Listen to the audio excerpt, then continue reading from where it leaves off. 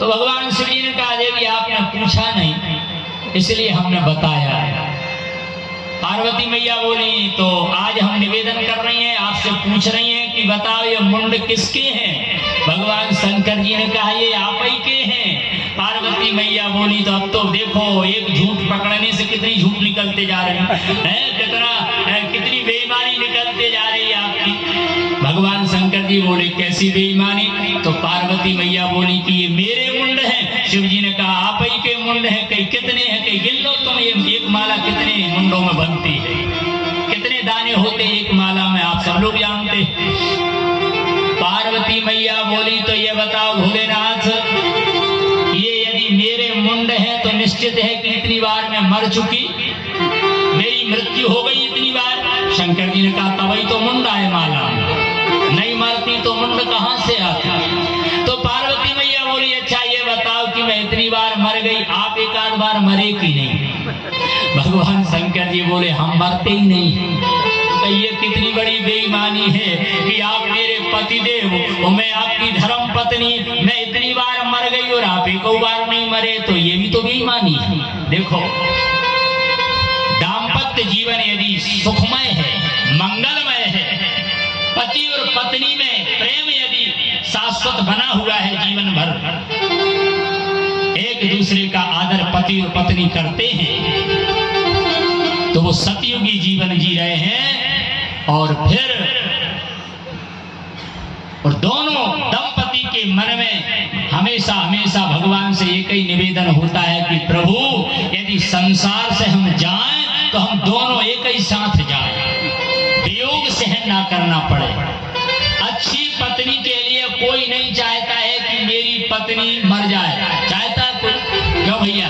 अच्छी पत्नी हो, धर्म पत्नी हो, आज्ञा का पालन करने वाली हो, सद्गुणों से संपन्न हो, ऐसी पत्नी का साथ कौन पति छोड़ना चाहता है? कोई नहीं छोड़ना चाहता है।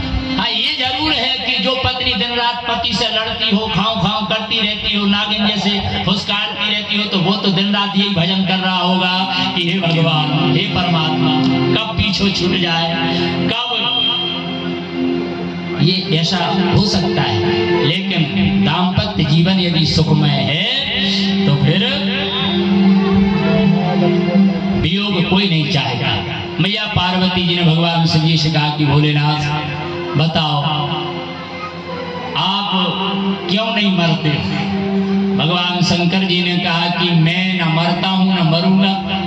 क्यों?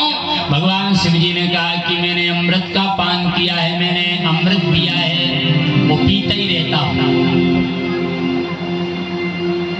और वो अमृत क्या है? पार्वती मैया ने कहा कि आपने अमृत नहीं पिया।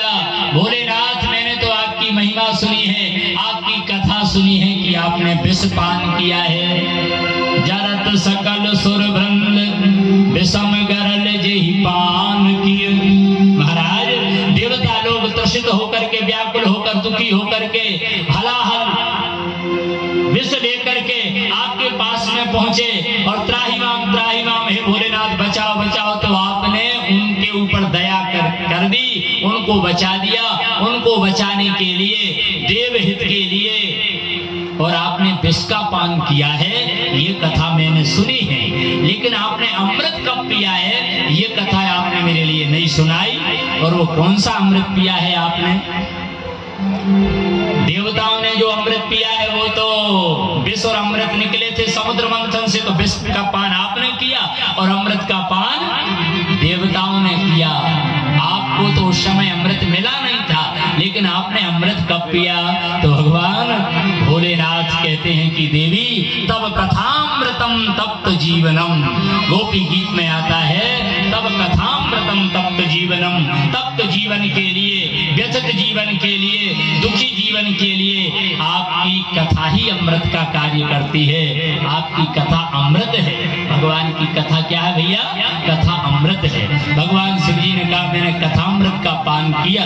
पार्वती मैया बोली तो वो अमृत आप मेरे लिए भी पिला देते। तो भगवान शिव जी ने कहा पिलाना चाहा था, लेकिन तुम वो अमृत पी नहीं पाई। तो वो कथा आती है, कल्प कल्प की कथा है। एक बार त्रेता युग माही वो शंभु गए।